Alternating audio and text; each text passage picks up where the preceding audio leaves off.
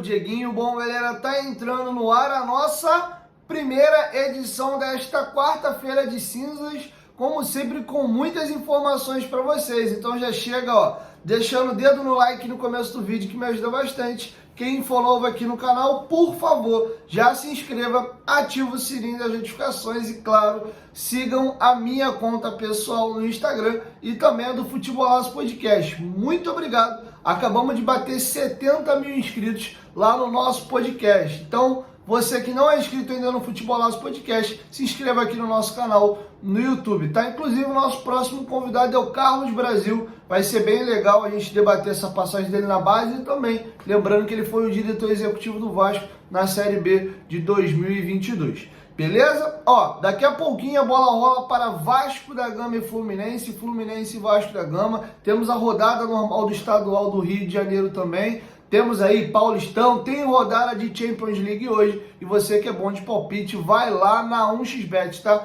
Link tá aqui no primeiro comentário fixado do vídeo. Quem usar a palavra promocional Futebolaco com temudo e seu no final, eles dobram seu primeiro depósito até R$ 1.520. A 1xBet, além de te dar esse bônus, você pode ir lá tranquilo, porque ela é a maior do mundo, empresa séria, uma gigante mundial, tem as principais campeonatos do mundo, as melhores cotações e odds do mercado. Dá uma olhadinha lá, tá? E além disso tudo, a 1xBet é fundamental para o nosso canal continuar no ar, porque esse parceiro comercial é bem importante pra gente. Então, se você é um fã do Dieguinho, gosta do canal Futebolaço, me dá essa moral lá na 1xBet. Mas tem que ser aqui, ó, no link do primeiro comentário fixado do vídeo, para que eles saibam que vocês estão vindo aqui do canal, tá bom? Pô, Dieguinho, não vou apostar agora, não tem problema. Faz o teu cadastro lá, quando você quiser apostar, o teu cadastro já tá feito, beleza? 1xBet, parceira do canal Futebolaço. Bom, galera, dito isso, vamos aqui agora discutir e trazer algumas novidades aí de mercado, tá? Primeiro, realmente, a situação do Pedro Henrique desandou, não vai mais acontecer, e o jogador acertou com o Corinthians, tá? Quem cravou a informação do acerto primeiro foi o companheiro Vene Casagrande. Entre Corinthians e Internacional e Pedro Henrique, tudo certo. O jogador queria vir ao Vasco, já tinha se acertado com o Vasco, mas de última hora o negócio travou.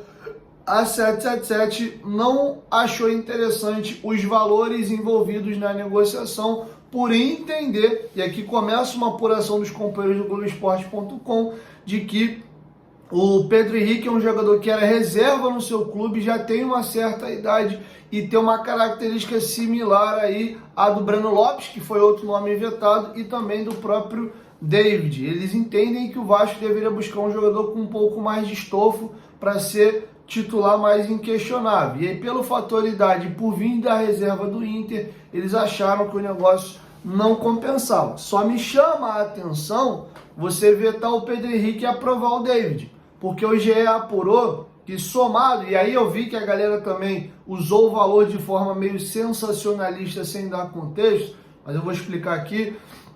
O David custa aos cofres do Vasco na temporada 2024 8 milhões de reais.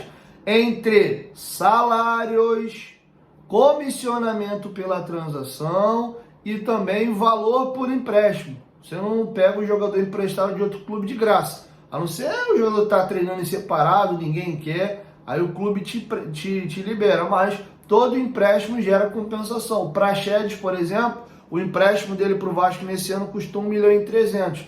E a gente está falando de um volante, né? O David é atacante, o custo é mais alto. É um jogador que foi campeão da Copa do Brasil com o São Paulo ano passado e tinha mercado, tinha outros clubes querendo o David. O David ficou no Vasco por um desejo pessoal dele, por ele e a sua família serem torcedores do Vasco. Então ele estava realizando um sonho aí de infância, tá? Mas entre salário, comissionamento e empréstimo, ele custa 8 milhões. O salário do David deve bater na casa de 400, 500 mil. O restante foi o que o Vasco pagou pelo empréstimo junto ao Inter e também a questão da transação no comissionamento.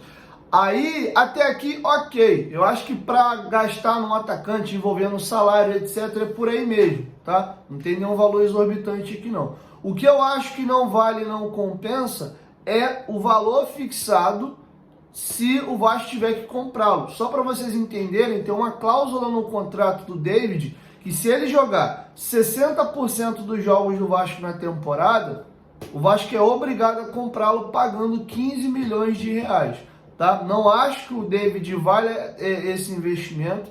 O Piton, por exemplo, inicialmente o Léo custaram 16 milhões, o Piton bateu mais umas metas, o Vasco tem que comprar mais 20%, dá um pouquinho mais, eu acho que não vale, tá? Ponto.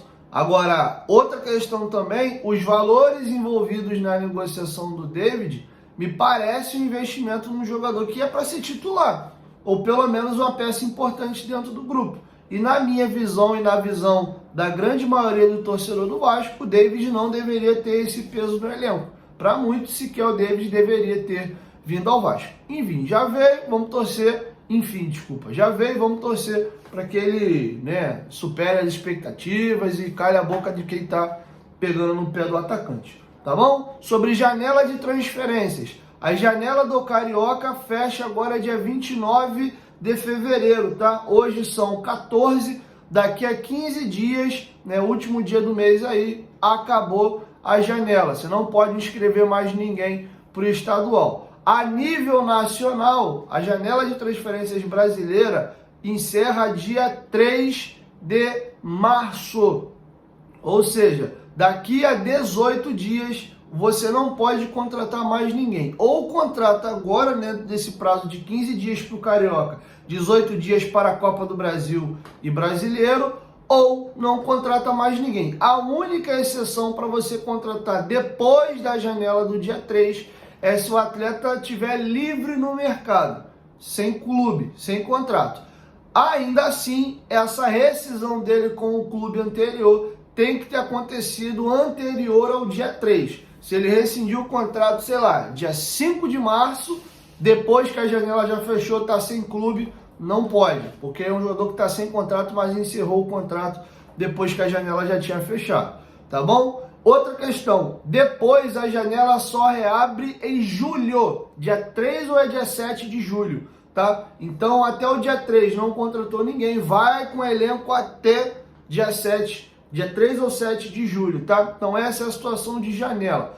Lembra do volante Rorman Campuzano?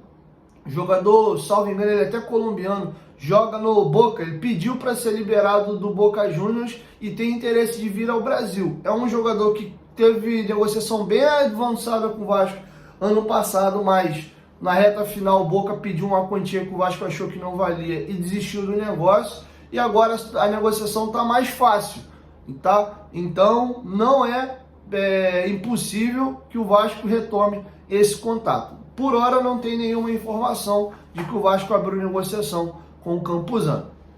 Beleza? Dito isso agora, vamos falar do clássico, tá? Daqui a pouquinho, às 9h30 da noite, a bola rola para Fluminense e Vasco da Gama, e é um jogo de suma importância para o Vasco. Verratti deve jogar aí no sacrifício, ele melhorou, não tem sentido dor, deve jogar com uma proteção em volta da costela, e o Vasco precisa demais dessa vitória, porque ele já tem equipes muito próximas a ele. O Vasco, em caso de tropeço nessa rodada, e é uma rodada péssima, tudo der errado, a gente pode cair de quarto para sétimo. Então a gente precisa vencer, no pior dos cenários empatar, e torcer para o tropeço da galera ali também na rodada, para a gente tentar se manter. Depois vão faltar 3 jogos e o Vasco aí tem um clássico com o Botafogo e depois 2 times pequenos, tá? Então essa é a situação. A provável escalação eu já havia dado para vocês aqui no canal, mas não custa nada repetir. Léo Jardim no gol, 3 zagueiros, João Vitor, Medel e Léo, 2 volantes à frente desses 3 zagueiros. Zé Gabriel e Galdames, 2 alas, ala na esquerda Piton, ala na direita o Paulo Henrique, o meia central à frente desses 2 volantes, o Payet, com 2 atacantes. Verratti confirmado, aí a dúvida, ou joga o David ou joga o Adson, um dos dois deve formar a dupla de ataque ali, com o Pablo Verratti sendo um atacante mais móvel, girando atrás do atacante, tá bom? Se não for o 3-5-2, que eu acho muito pouco provável que não seja, aí ele pode optar por um 4-3-3, Aí ele tiraria um dos zagueiros e confirmaria o Adson. Seria David e Adson nas pontas, Verratti na frente, o Payet como esse meia central à frente de 2 volantes, Zé Gabriel e Galdames, aí 2 zagueiros, o Léo sai, fica João Vitor e Medel, e aí nas laterais aqui, Piton e Paulo Henrique. O Rojas também é um jogador que briga para jogar nessa posição. Outra coisa também, que está ficando claro, o Puma Rodrigues perdeu bastante espaço com a comissão técnica. Ou joga o Rojas, ou joga o Paulo Henrique. Ainda assim, o próprio Rojas joga na lateral e joga de zagueiro. Precisou às vezes... Precisou não, ele foi testado jogando de zagueiro. No clássico contra o Flamengo ele entra como zagueiro, né?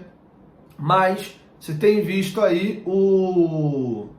Oh, meu Deus do céu. Você tem visto o Puma Rodrigues sendo utilizado com muito pouca frequência com o técnico Ramon Dias.